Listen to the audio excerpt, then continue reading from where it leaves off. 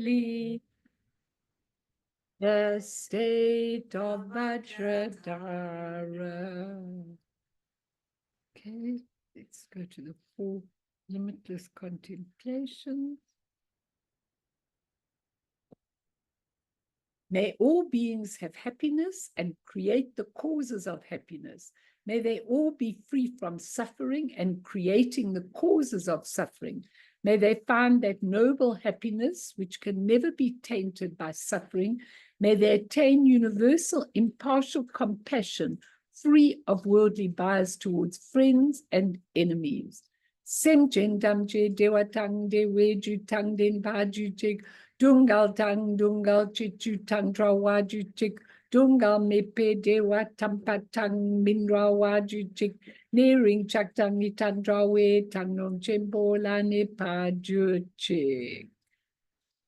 So good evening, everybody, on this very rainy night. I hope you can actually hear, the thunder, that's for sure.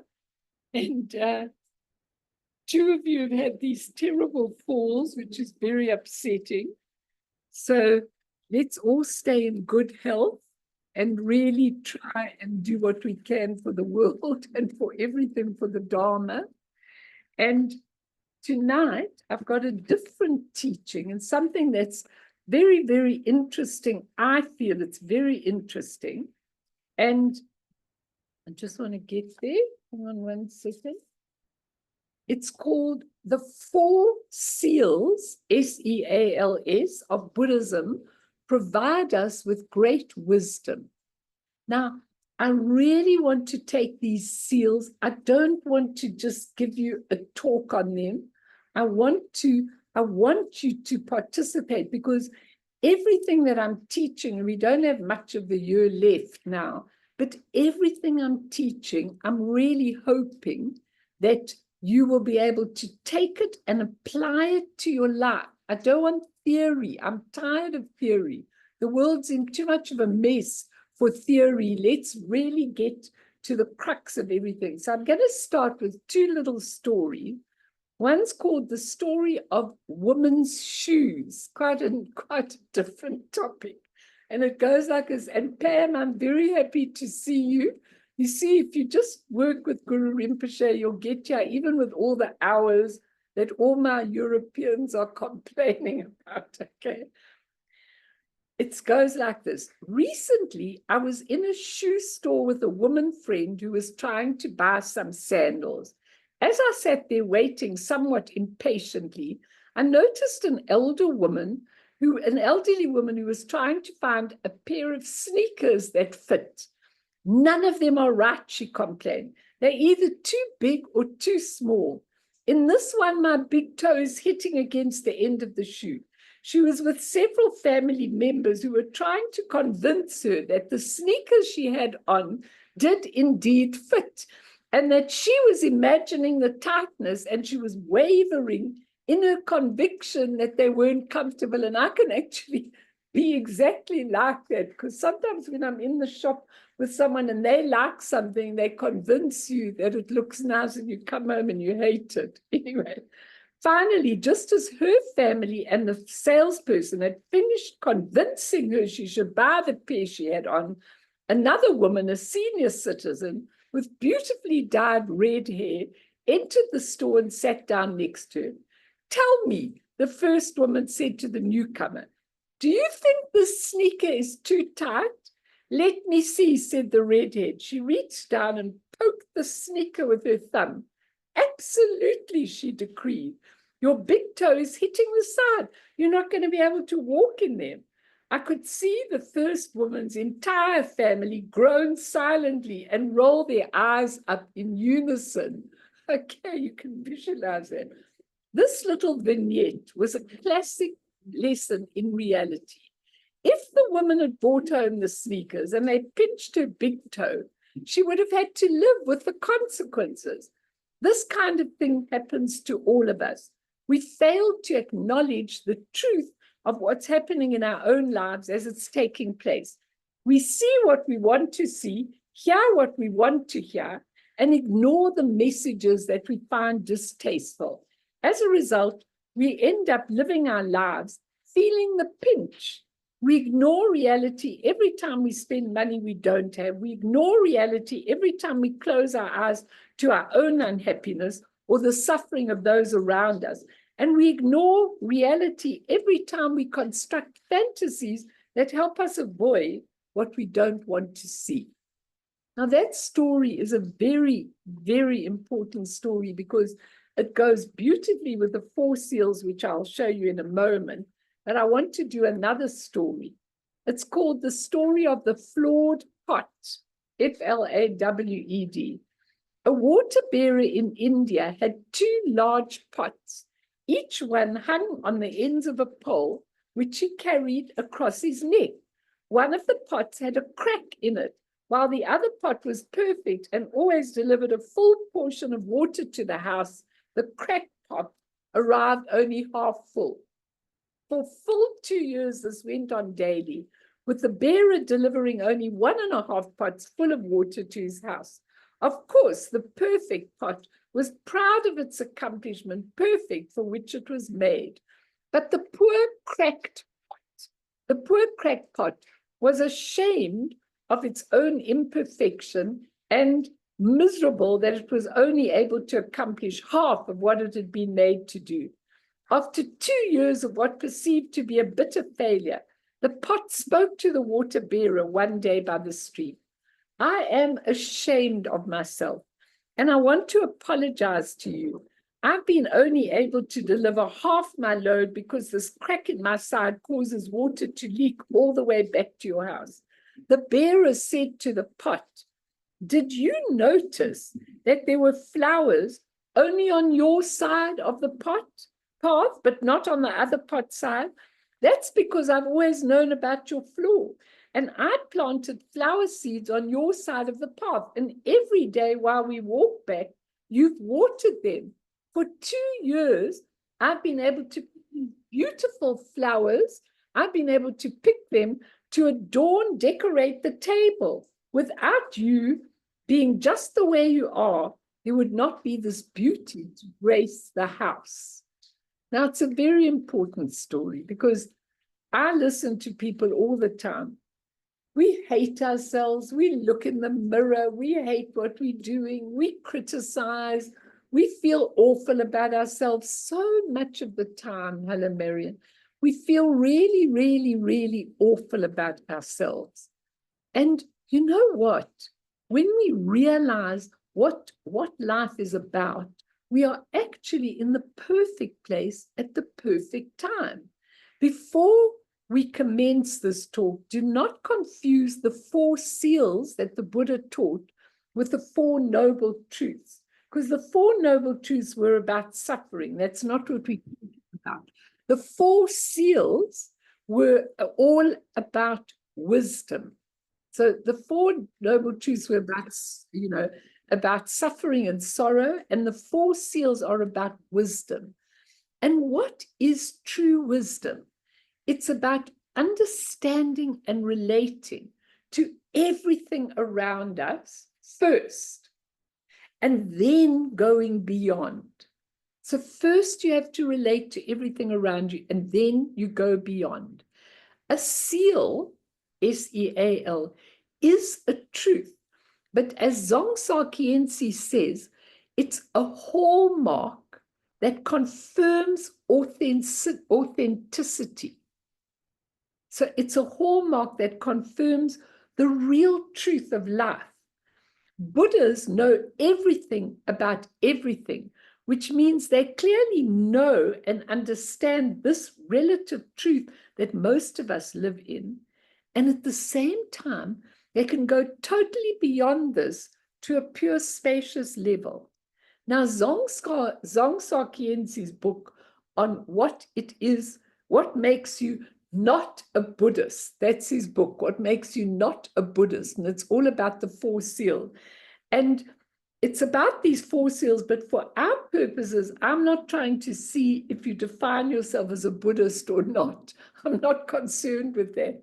What I'm concerned is diving into these 4 seals to see if they can give us insight into our lives and beyond. And I'm always pondering to try and see a different view of everything.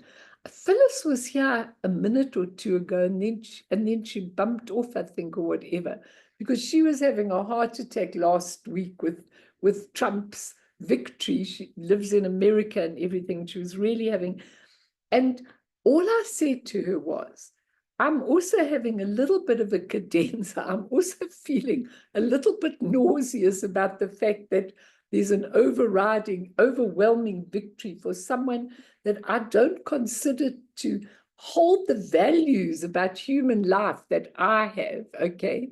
I'm upset about that. But what I did was, when I had that, and this is for Phyllis, Phyllis texted me, she was really in feeling awful about it all, and I really understood. But I said, we have to look at a different view, because what I'm interested when you look at a different view is, I'm interested in seeing what it is that people believe in and why it is that they then choose a particular pathway or particular thing, not only in this instance, but in so many instances. People choose a particular pathway because of their own insecurity, because of their own needs, their own things that they are concerned with in life, not because something might be better for humanity or better for anything. And it's a very interesting thing, because if you attach to the ego, to the self, then you're going to do things according to the self, according to your own people and yourself, which is really an important thing. And so these 4 seals give us a true but different view and give us the foundation of the 2,500-year-old Buddhist tradition. So with that, Fee, are you still co-host that you've been bumping off and on? Can you put the 4 seals up for us so we can look at them? And then I want you really to talk about them and discuss them and see how you can apply them in your life. Don't know if poor Fiona could do it. She seems to be bumped off. Fee, can you hear me? Otherwise, I'll just read them if you haven't. Should I make you co-host again? Yeah, please. I'm having lots of trouble with my signal as well. It's coming and going, but I can share it. Yeah, if you can just make me co-host, please. Let's just put these 4 seals, and you don't know how deep they are and how Zongsa has discussed them in an amazing way, very different way. Okay, so here are the 4 seals. Shade. Sorry, hang on. Okay. Sorry. Don't worry. We're grateful. We're always grateful. Can you see the 4 seals? Yeah, we could, don't touch it, because it's the 4 seals at the top, and these are the 4 seals. All compounded things, and remember, everything in our lives is compounded. Whatever you see, a bottle's made up of a whole lot of elements, everything is compounded, and everything is impermanent. This is such a vital point. All emotions are pain, believe it or not. When we feel happiness, when we feel great, we think it's great. But let me tell you something, it's not at all great. And what the Buddha taught was that all emotions are pain. That's the second seal. The third seal is all things have no inherent existence. So whatever you're looking at, a person, an object, it has no inherent existence. And lastly, the 4th seal, we'll go through them in depth, nirvana is beyond concepts. So this nirvana that we're all seeking, oh, we want to go to a pure land, we want to go here, we want to do this, we want to go on a lovely holiday, we want to be in nirvana, we want to be in the heavenly worlds. We have to be careful, because the Buddha taught it's beyond concepts. So those are the 4 seals, and we are going to look at them in very great detail. So you could say, you can take them off, thanks, Fee. you could say that these are the 4 characteristics which reflect Buddhist teaching. If we know and truly understand them, then we have a pretty good idea of literal Buddhist philosophy, not based on morality and ethics, but based on complete and total wisdom. Okay. Now, you know, as I was looking for material and everything, I came across this green book in my thing, and it was my book that I took when I first went to India on long retreat. And at the back of this book, because I found very interesting things in, because I like to see, there's Phyllis, shame, after I've given the thing for her. You know, I like to look in these books, because what I always do on retreat is I always write down the things that I really feel and that I discover. And then later I've got these 3 books from that long retreat. And then I find all the things that I discovered. Phyllis, we just had a long chat about you, Trump, and America. So you'll have to listen on the recording. But let me go now to say that when I found these instructions, what happened as I was about to leave on retreat, I phoned Lama Yeshe Rinpoche, was in Scotland, okay, and he was either in a meeting or in prayers. And I said to Annie Lama, I'm leaving for the airport. He's got to speak to me. So he came out of the prayers or out of the meeting he was in to actually speak to me. So it was like an urgent conversation, you know, that you have very quickly and very deeply. So these were the things he said to me, and I wrote them down.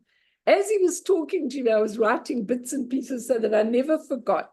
This is what he said to me. Now you have the most incredible opportunity of your life.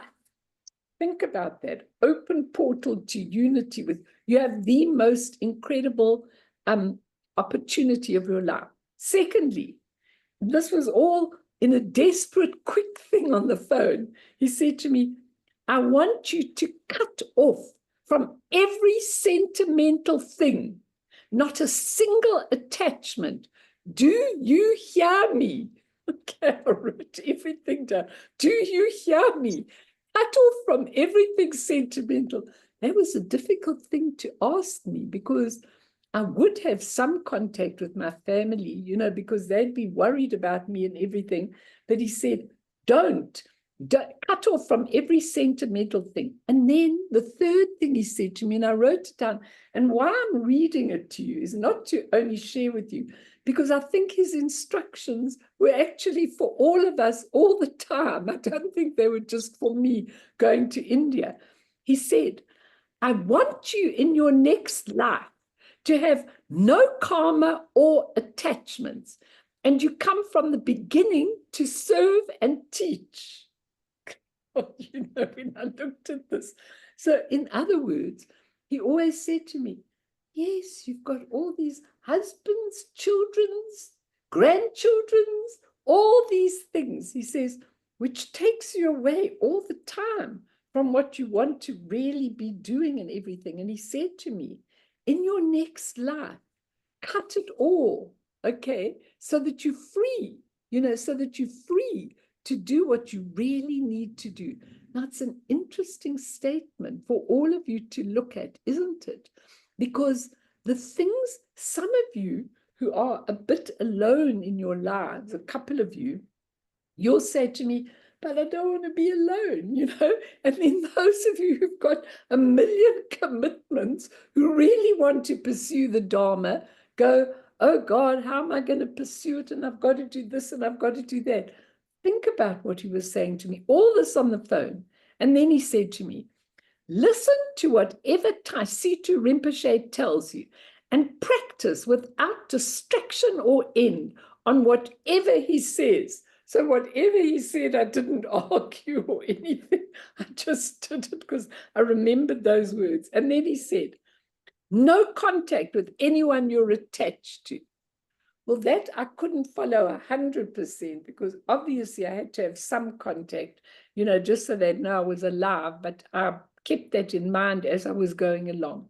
And he said, you go and get all this work done. You are going to India, and this is your chance. Faith and devotion are the main ingredients. And I said, I promise I'll make you proud of me, just like Miller Repper. That was my answer. Okay. Well, I don't know if I did or I didn't, but I thought that was really interesting. There's some very interesting things in this book that go with the 4 seals. Maybe we'll look at some later or next time. But you know what? Those instructions were the instructions to try and take me to a wisdom level. And I think those months in India really, really changed everything for me in my life and made me see a completely different view. And so if you are sitting in your own home, trying to do whatever you've got to do and trying to bring in some of the Dharma, I think it's really, really important that you understand that when you can truly relate to the 4 seals, you start to have a complete Buddhist viewpoint of everything in your life. And that's the idea of me taking this teaching and giving it to you. And you need to debate with me. That's why I like your cameras on, because I like you to say how it applies in your life. I don't like you to just sit away and absolutely, hear me talking. It's boring when I do that. But let's start with the first seal, and then I'll open it up very soon to you, which is all compounded things are impermanent. Now remember your life. He is so funny in this book, What Makes You Not a Buddhist. It's hilarious how he gives examples. Like instead of the rope and the snake where you turn on the light and you see the rope, he'll say an Armani tie. He'll use some sophisticated thing that's going on in the world to explain. That's very funny as well, but he's really getting a point across, which is important. In our daily lives, we hardly ponder the purpose of our life on earth, but we rather invent new illusions to trap us here. Now, none of us even know how trapped we are. So trapped in this life, in this world, in this everything that we are. Siddhartha, the Buddha, before he was a Buddha, glimpsed old age and death. And that instilled a longing to be exposed to the truth in its entirety. Once he saw old age and death, and he didn't know them before because his father never allowed him to actually see any of the devastating things on earth. But as soon as he saw old age and death and sickness, he said, there's got to be a truth beyond this, and I need to find it. And Zongsa says, like Siddhartha, we are all stuck in our palaces or slums, either or, and things go awry, go wrong all the time. Appliances break, neighbors argue, we argue, the roof leaks. In South Africa, you haven't got water or electricity every now and then. The social media drive us into a frenzy, and families nag us. Okay, we have all this going on. I mean, when I see what social media does, now I don't have any social media at all. I never go on it. I never know. But I often say to people, how did you know this? Oh, I saw it on social media. Okay, maybe, Phyllis, social media was one of the factors that actually convinced people to vote in the direction that they voted. It's very interesting. Okay. But all these things go wrong. And he says, yet we are stuck there willingly and we don't try to escape. We just strive to get more stuck. We just strive to get more stuck. You know, things decay, they don't last. People we love die. We don't even realize how oblivious we are to the shifting and changing of this world. We really don't. Like terminology, I mean, some of you are much younger than I am, but terminology that is common to you, we didn't have it. We didn't have technology. We didn't have cell phones. We didn't even have television when I was a little girl. I mean, and the point is that everything is shifting and changing. You know, when I hear people saying, this is a left-wing opinion, this is a right-wing opinion, you know, the right and the left in the whole world, I've got it to wonder, but what is it? When I was growing up, right-wing people were dictators who really hated other people and who only were interested in their power. Left-wing people were liberal, also probably a bit crazy sometimes, but were people who had liberal viewpoints. And now it's different. Maybe right-wing people are just trying to preserve themselves. I'm not sure.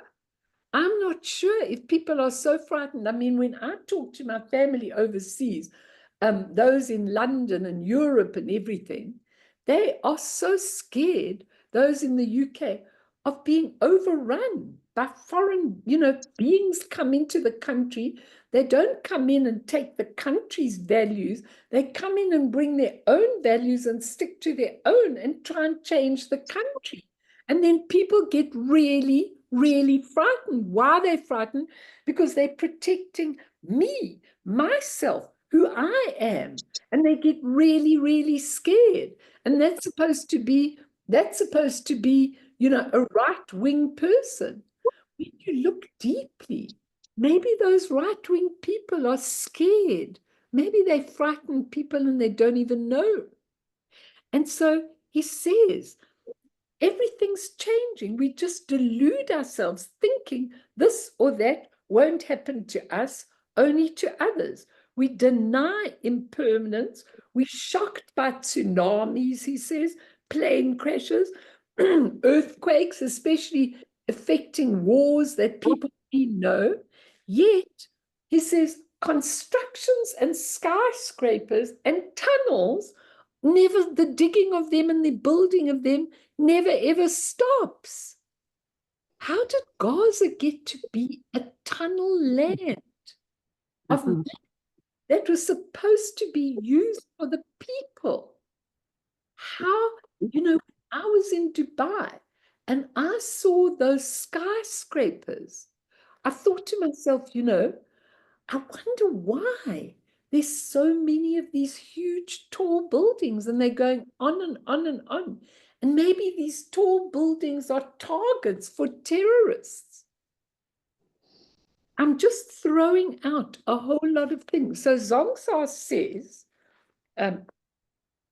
he says, without a single scientific tool, Prince Siddhartha sat on a patch of kusha grass beneath a Ficus religiosa tree, investigating human nature. After a long time of contemplation, he came to the realization that all form, including our flesh and bones, and all our emotions and all our perceptions, are assembled. They are the product of two or more things coming together. A new phenomenon emerges. Nails and wood become a table. Water and leaves become tea. Fear, devotion, and a savior become God. This end product doesn't have an existence independent of its past. Believing it truly exists independently is the greatest deception. Meanwhile, the parts have undergone a change. Just by meeting, their characters change, and together they become something else. They are now compounded. This is a book. Once upon a time, it was paper and thoughts which came together. Then a printing machine took it over and made it into a book. And now I've got a book. And this book is real to me. You can't have it. It's mine. And it's fully real to me. And this is what we do with everything in life. This is my necklace. It belongs to me. Okay. And what's it made of? It's a necklace. Is it? Is it really a necklace?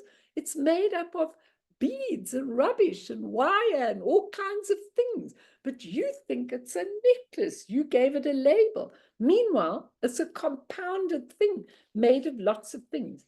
Siddhartha realized that this applies not only to the human experience, but to all matter, the entire world, the universe, because everything is interdependent and everything is subject to change. Not one component in all creation exists in an autonomous, permanent, pure state. Not the book you are holding, not atoms, not even gods. So as long as something exists within the reach of our mind, he says, even in our imagination, such as a man with 4 arms, then it depends on the existence of something else. Thus, Siddhartha discovered that impermanence does not mean death, as we usually think. It means change. Anything that changes in relation to another thing, even the slightest shift, is subject to the laws of impermanence. When you've got a relationship with someone and you look at them and you say, you know, when I met you, God, you loved me. You adored everything I do. Now whatever I do irritates you. How did it get to change like that? How does everything shift? Why am I so disturbed? Because it all changed. Why are we unhappy? Because our children suddenly grew up and said, cheers. We never owned them. We never had them for that.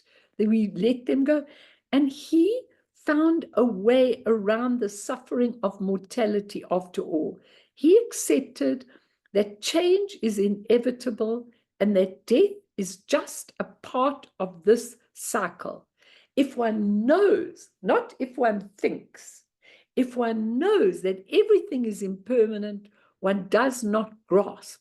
And if one does not grasp, one will not think in terms of having or lacking, and therefore we can live fully.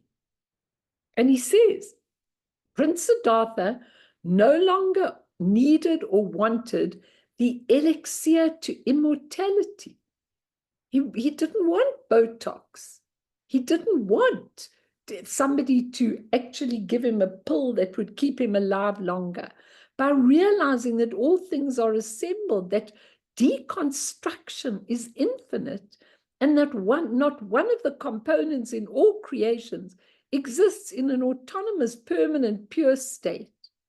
Guess what? He was liberated, and we are still living in all the things that we've got trapped, trapped, trapped, trapped, trapped in all our thoughts, trapped in all our rubbish, trapped in everything. What do you think of that? What do you think what he's saying? And there's much more to it. Yeah, Luz, tell me. Did you put your hand up? Anybody? Tell me what you think. It's quite shocking.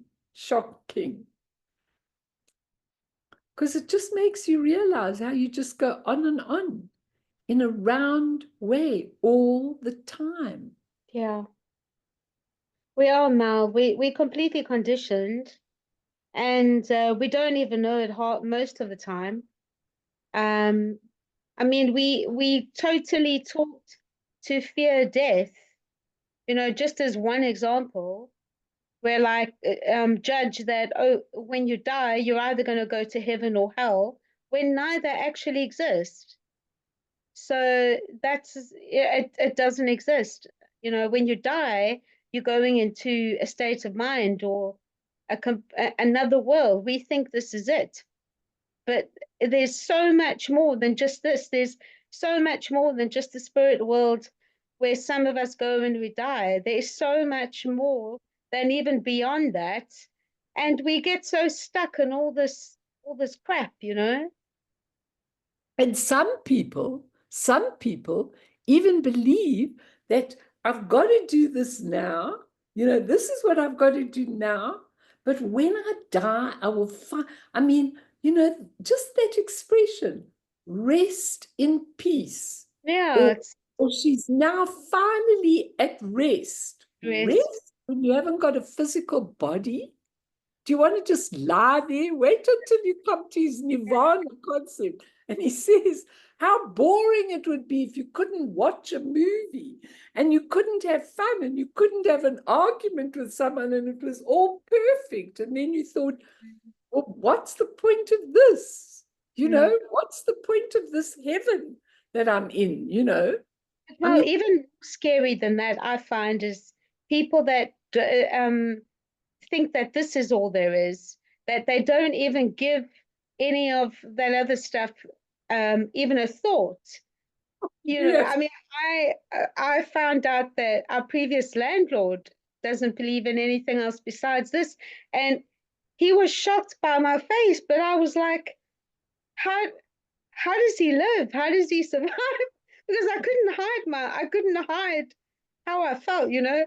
There's me. I don't just believe in the spirit world. I believe in realms. I believe in existences and realms and worlds, and I don't believe time is linear and you know. And there's this guy, he doesn't believe further than this, and I'm like, how do you survive? So many people do. So I many don't people believe understand. there's nothing after this, that you just become atoms. Why would you bother? Why wouldn't you go and steal the crown jewels if you just became atoms of? You know, why would you live at all for what? Yes. Sorry, you wanted to say something? Mel, Yes. I don't know if you can see this, but it's a person in a cage. And what it says was, I was free once I realized the cage was made of thoughts. Very interesting. The cage was made of thoughts. Yeah. When I And became one led to another, led to another, led to another. And before you know it, you encapsulated in that cage. That's what he's right through this book. And that's why the four seals, you can debate them for hours and hours and hours, because it's not, you know, I know when I learned impermanence first in Buddhism, you learned all these pointers that taught you what impermanence was. Zongsa doesn't go like that. He just goes everywhere with everything, and you're just exposed in about half a minute, you know. You can't even think of things in any linear way, and he's on to the next thought. So I think that's an incredible thing, that we encapsulated in our thoughts, and then the seal about emotions are pains. We encapsulated in our emotions. You know how many people are just encapsulated in their emotions? So it's unbelievable. Oh, as an audio. Oh, that's good. Yeah, it's very funny what makes you not a Buddhist. It's a really funny book to read, because you really get it. But he says, our seemingly continuous existence is a series of beginnings and endings bound by time. And he says, if we recognize interdependence, then we recognize impermanence. Interdependence means this happened because of this. That happened because of that. You're here because your parents had you. Your parents are there because their parents had them. You've got this and that because of this.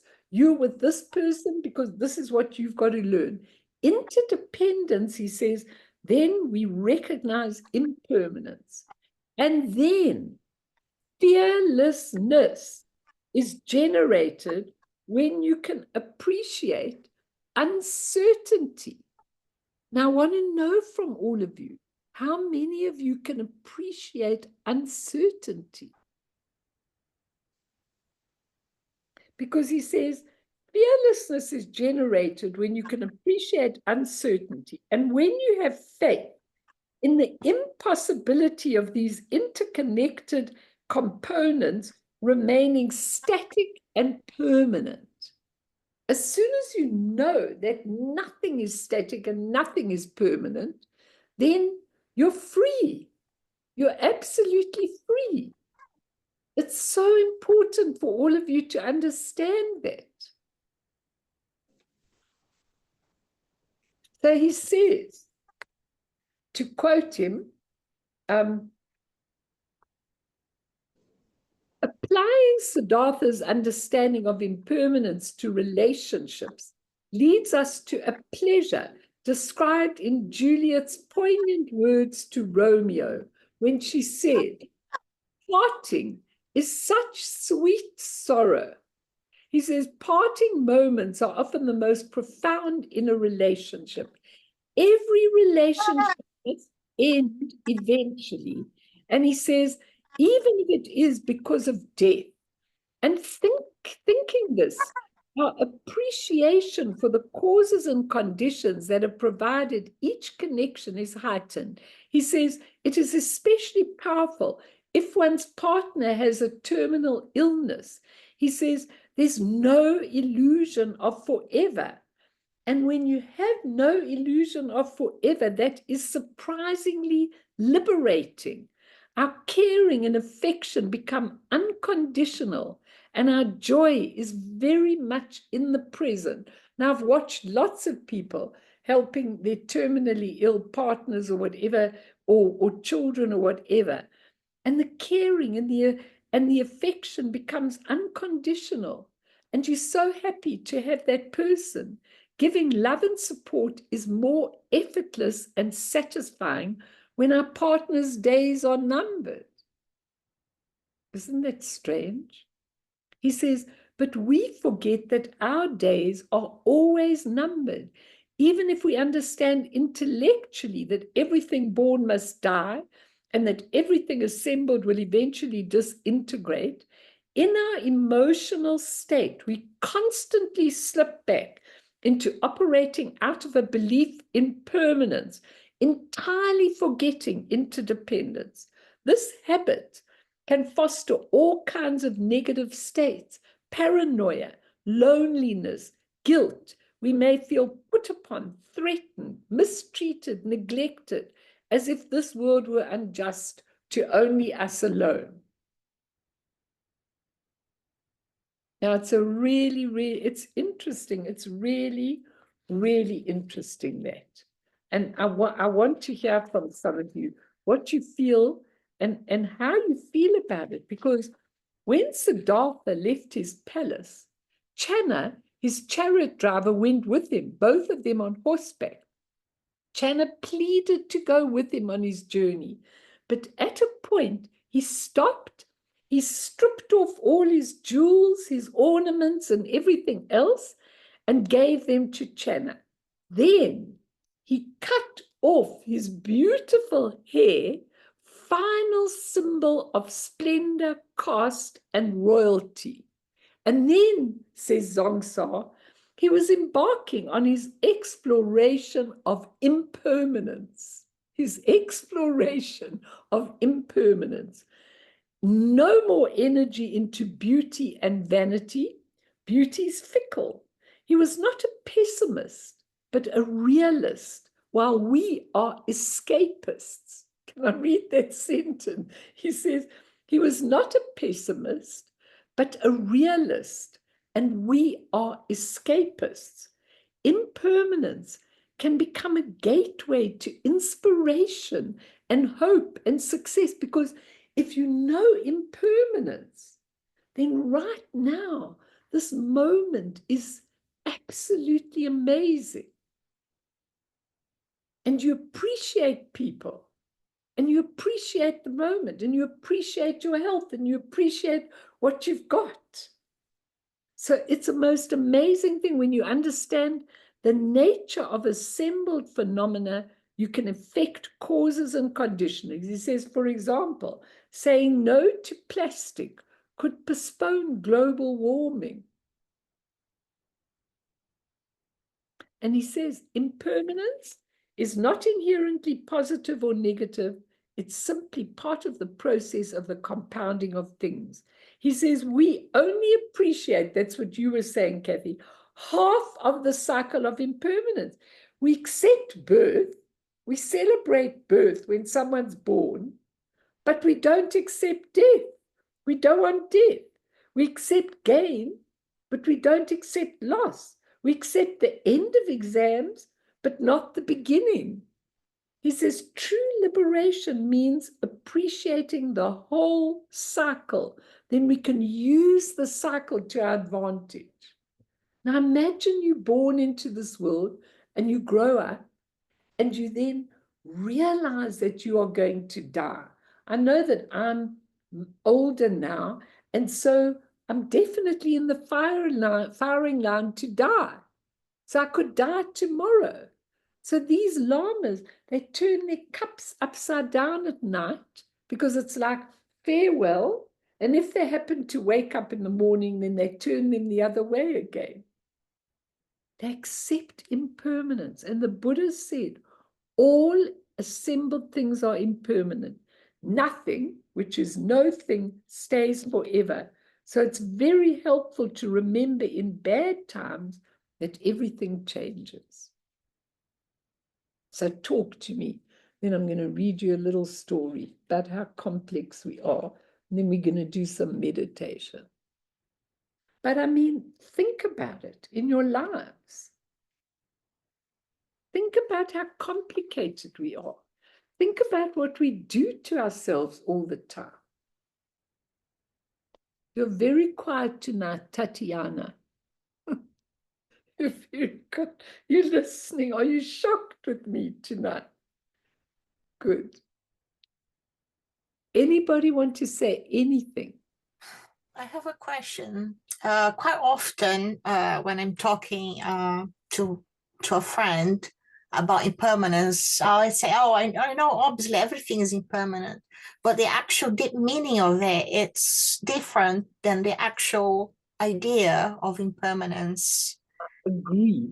And how do you see that? Why do you think it's different than the idea of impermanence? I think it's the contemplation and the implication of it. And I think regarding the four seals, I think we appreciate more because we're all, I think, a bit misfits. The whole reason we get into being Buddhist because we don't really comply. We don't know if something is wrong, but we don't know what. Yeah, it's true. It's absolutely true. But you know how few people, at least you are true to yourself with what you love in the Dharma. So you are true to yourself because you are really using it. You know, if I say one word to Tatiana, she's already got a Google and a picture and an answer and an interpretation and everything. Now, there are people like that in the world who really want to understand these teachings. And there are other people who, yeah, it's nice, I like it, I'll come when it suits me, I won't come when it doesn't suit me. You know, it's there are people that are so devoted and dedicated. And that was one of the instructions that Lama Yeshe gave me. And you know, devotion and dedication does not mean that you either serve a person or serve a master or spend hours and hours doing practice. That's not what it is. It's a devotion and a dedication in your mind to the truth of life. You know, really, when I listen to people, so many people talk such garbage. They talk garbage about their lives. They talk garbage about all their plans that are going to happen. They're not thinking of anything else except what makes them safe and what they're, like he says, they think of birth. Why is it that we celebrate birth, but we don't celebrate death? Why don't we have an equal footing with those two? I mean, actually, we should cry when someone gets born and we should celebrate when they die, but we do the opposite way. We do the opposite for so many things. Shame, Mart, I know you're in the hospital, but can you give us your voice at least, if you can't give us your picture?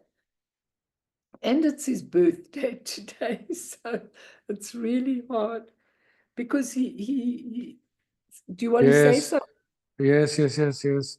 No, Go. it's like also the Wi-Fi here is terrible, Yeah, and but because yeah.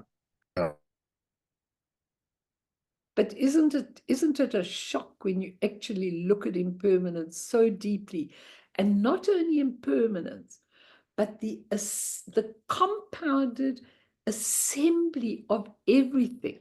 When you remember that people and things are compounded, are assembled, that means they have to be impermanent, because eventually they're going to fall apart into their components. Same with the human being.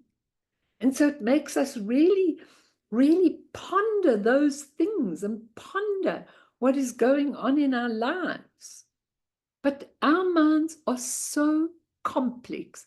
Now, I laughed when I read this story, this little story, because it was really a funny story to see how our minds work. A Welshman was shipwrecked at sea and marooned on a desert island.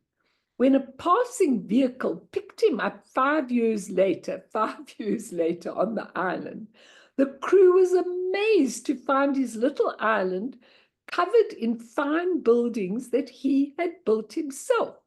With pride, the Welsh Robinson Crusoe took the captain round the island and pointed out to him his house, his workshop, his electricity generator, and two chapels he built. But what do you need the second chapel for? Asked the captain. Oh, he replied, that's the one I don't go to. So you think about how human nature is, that's the one I don't go to. That's us. That's our minds. This is the dress I don't wear. And this is the one I wear very often. But I keep the one that I don't wear. Why? Why do you keep the one you don't wear? I don't know. Maybe one day I'll wear it. You know, I mean, you look at all the things in your house when you're packing it up, and you see how many things you really don't need, but you keep them in case. In case of what? This is so impermanent. This is so impermanent. You know, the girl who was packing up my house said, Melanie, do you want all these Buddhist books? And I said, yes, I do. I said, wherever I land, I'm going to have a big bookshelf and all my Buddhist books. She said, oh, okay, whatever your reason is. But my reason is really true. I want the Buddhist books because I always look up them. And that's how I'm able to really help and serve people, because I've got the reference, because I don't have a teacher around the corner mostly. So you've got the reference of all the masters and their books. So, shame, Mark, just look after yourself and have a lovely birthday. Okay, so let's do a little meditation. I think we should do the meditation maybe on impermanence. Anyone else want to say anything before we do?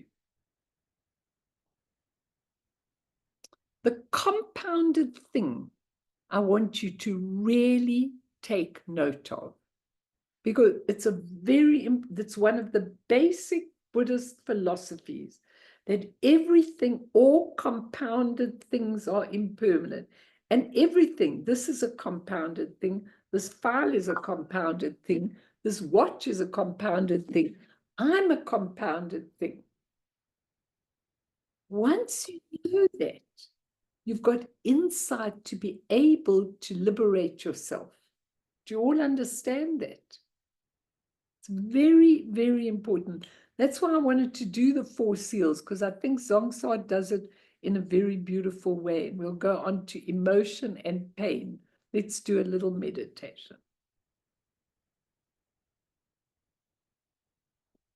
So sit up straight, and your spinal column is straight, and your chin is a little bit tucked in, your shoulders are back, your eyes are open, your hands are on your lap, right over left, the thumbs touching. And check your body. Check where you hold the tension.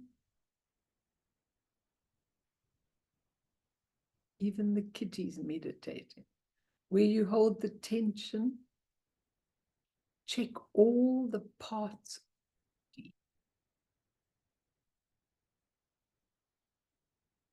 And as you breathe in your breath, bring all the energy into the central channel.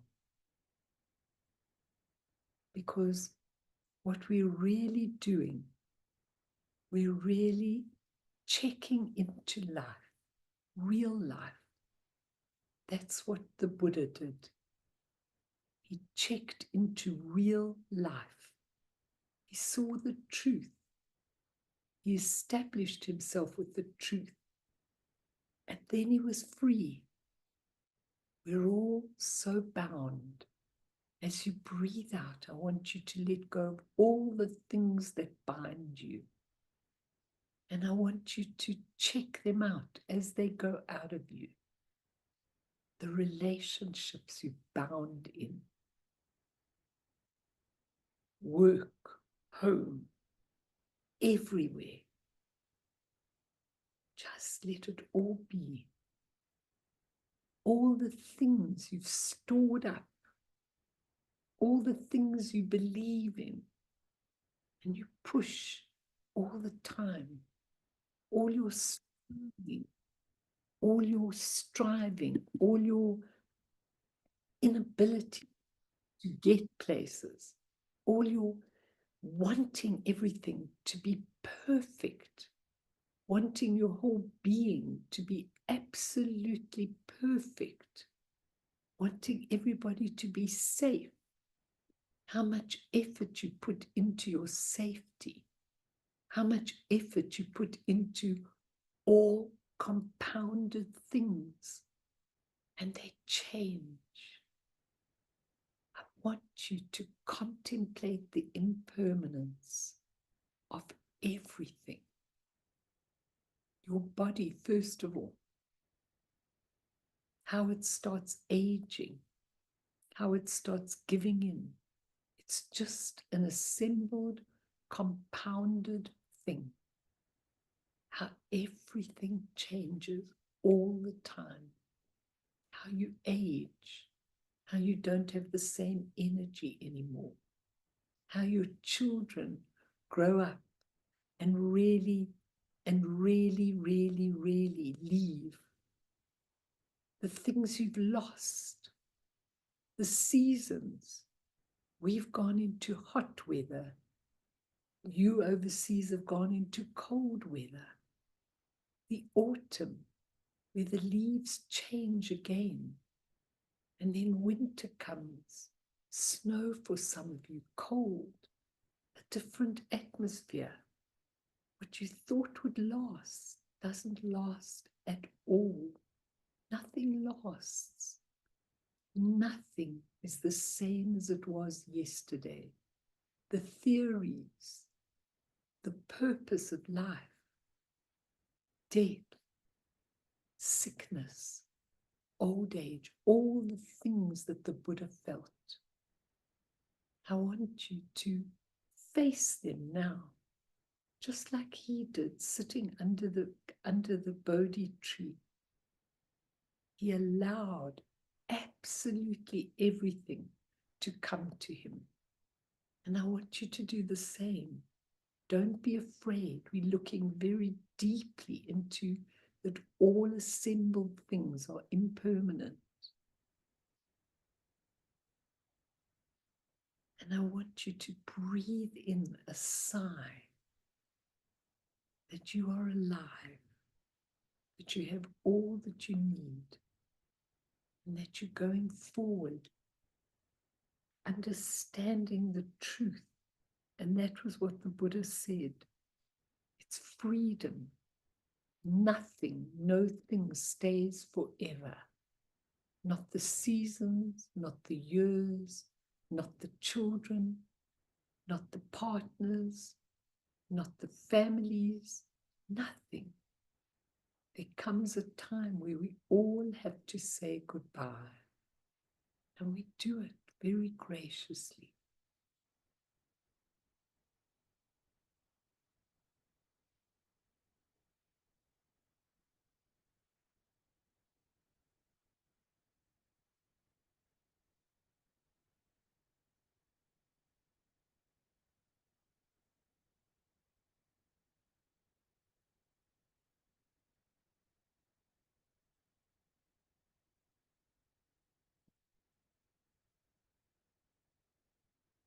Hello, little Esty. We like to see you, that you're here. Good. You could catch up. Are you managing to catch up on? Good. That's so nice. Okay, so we're coming to the next seal, which is called emotion and pain.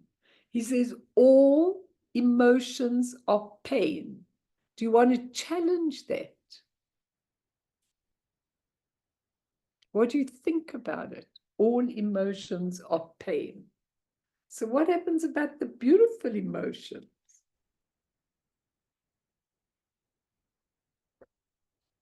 How did he get to that conclusion that all emotions are pain?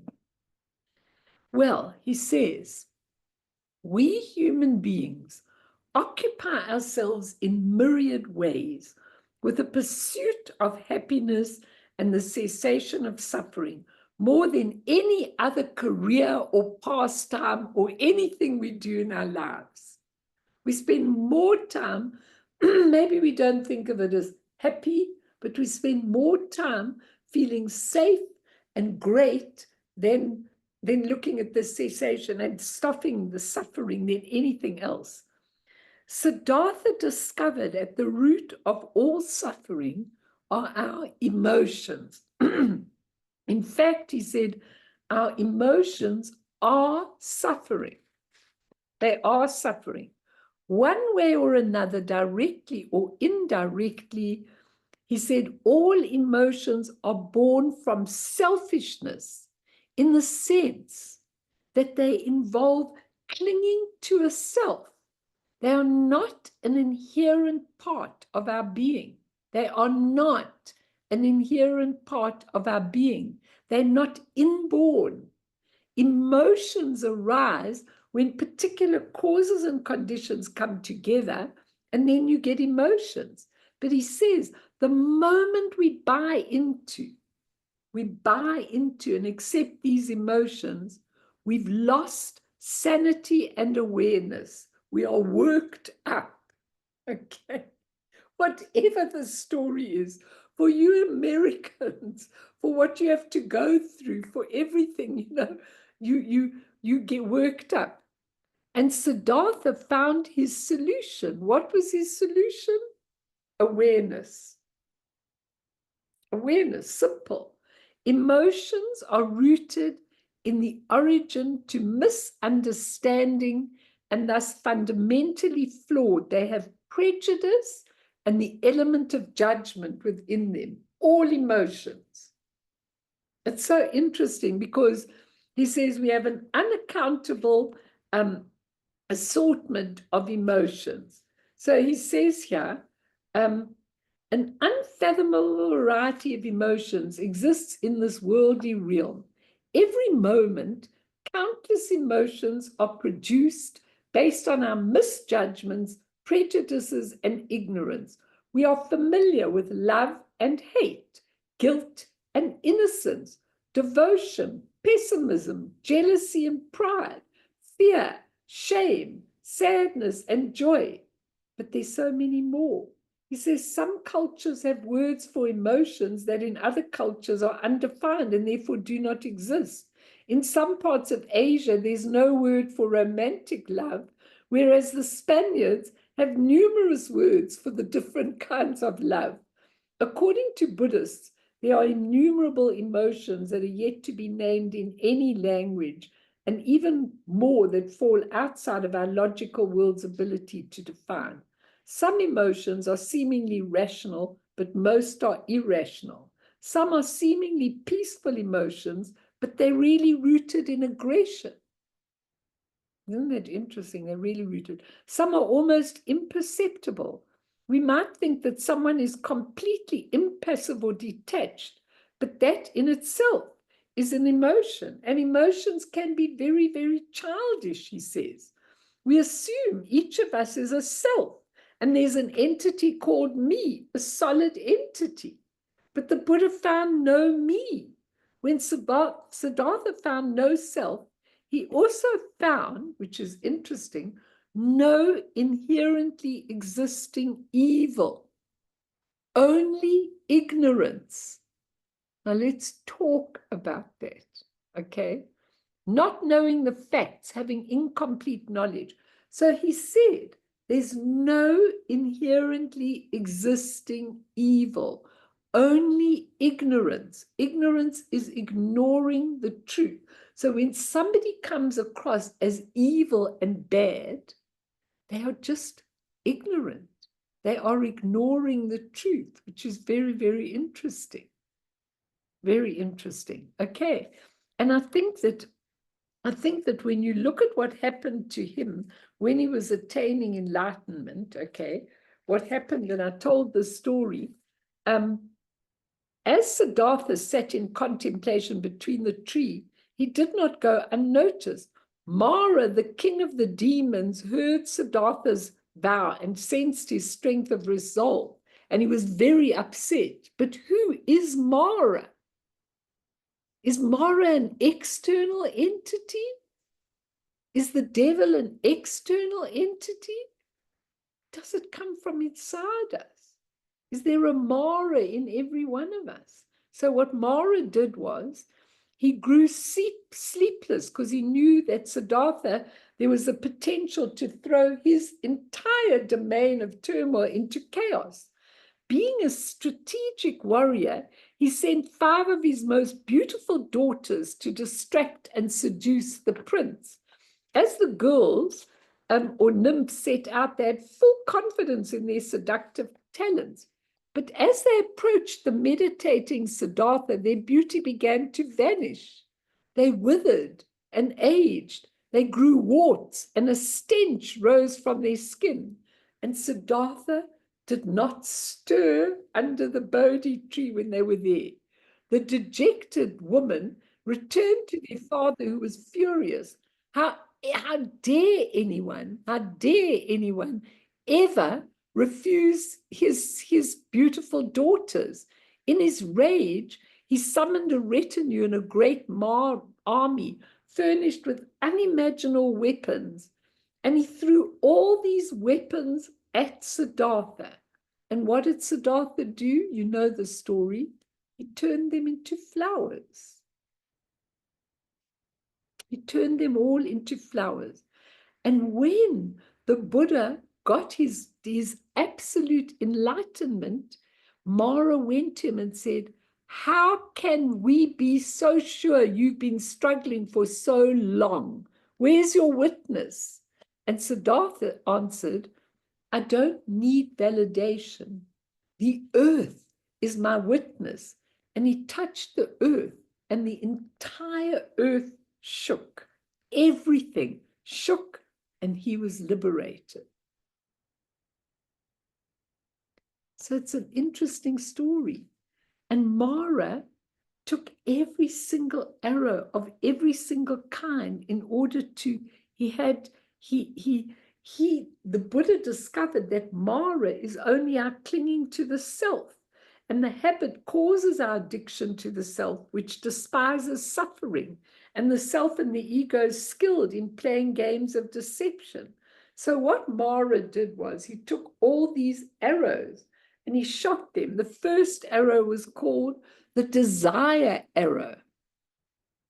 I want this. I want that. I need this. I must have this. I need a bigger house. I need a bigger car. I need a new car. I need to show off this. That's called the arrow of desire, okay? And what happens is common sense and sanity go out of the window, leaving false dignity, decadence, and immorality. And sometimes the desire is a lust for power.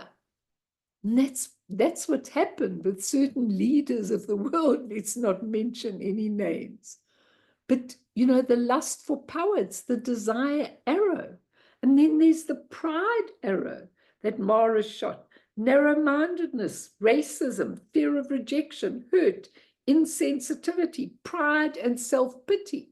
And then there's the jealous arrow or the envy arrow. I mean, poisons the mind. Now, I just want to finish by saying, and we'll go on with it next time, by saying that we may not think of all emotions as suffering. We may not think of all of them as pain. But Buddha said they are pain. Even the beautiful emotions change, and then they become painful. So what if you fall in love and you don't stay in love for the rest of your life? It's painful, very painful. Every emotion is painful, and we'll finish it next time, but it's really, really important that you understand what he's saying here, because he said the effects of emotions like love, joy, creative inspiration, devotion, ecstasy, peace, relief. He said these effects can be subtle, very subtle. They are unpredictable, interdependent. They're dependent on someone or something maintaining it. And when they don't, you often can't control them. And then they cause terrible suffering in the end. So why do we give such cognizance and such input to emotions? We live our whole life on emotions. Why?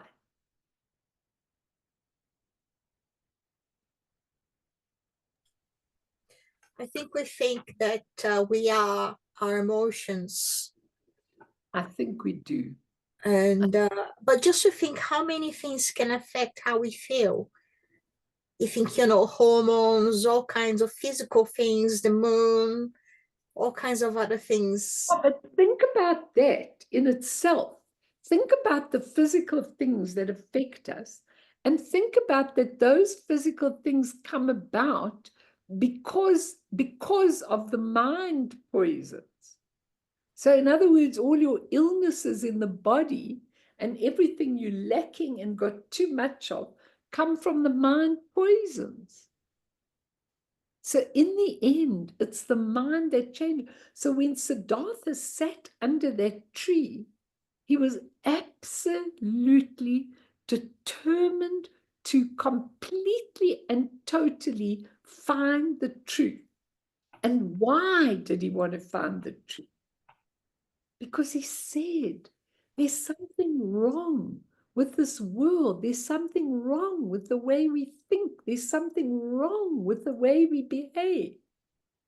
We must change that if we want to be free. We will never be free in the way we behave. So you have to understand it. It's really, really, really a very difficult thing, because we can't, you know, everything is unpredictable. Everything is impermanent. Everything is changing. Everything is dependent on someone or something. And Siddhartha wasn't wounded by these arrows, not at all. Because of this awareness that he had, all these emotions were just absolute illusions, assembled phenomena. With awareness, you can see the dangers and are not afraid, but you can also enjoy what you have at that moment. Doesn't mean you have to be like this for the rest of your life with no emotions. It'd be very boring and everything else. You can have great fun. But how many people, when they go on holiday, go, can't we just stay another day, another week, another hour, when we're having a good time? Time's passes so quickly. But, you know, 1 minute in terrible times when someone's in a hospital or you're waiting for the operation to finish or something, you are completely, you know, hysterical about it. I just want you to ponder these first 2 seals because they're really, really important. And then when we come next time, we'll do the other 2 seals. But I really think these seals are amazing because I think that when the Buddha gave the 4 seals, he was thinking, how could he change our lives completely? I don't know about you, but I really want to change my life. And my actual life is completely in limbo at the moment because we're not in a permanent place. We're not in a permanent house, what we call permanent. But at the same time, you have to find internally that space, that home, that everything inside yourself. Such complicated lives. Such complicated lives. I don't know how we went so wrong. Really. Ika, you're not saying anything, but I'm looking at your face. It's hard, isn't it? All right, let's dedicate today. I think it's enough for you because I think it's really, really difficult. And I really want to dedicate to all the people who are struggling, to all the people who think everything is permanent, to all the people who are stuck in the idea of samsara and what it means. Let's dedicate through this merit. May all beings attain omniscience. May all obscurations fall away from the stormy waves of birth, old age, sickness, and death. From the ocean of samsara, may all beings be freed. Sonam diye tamche zipane topne nipe dranam pamshene jeganachi balak dropaye sipe sole doa dro warsho.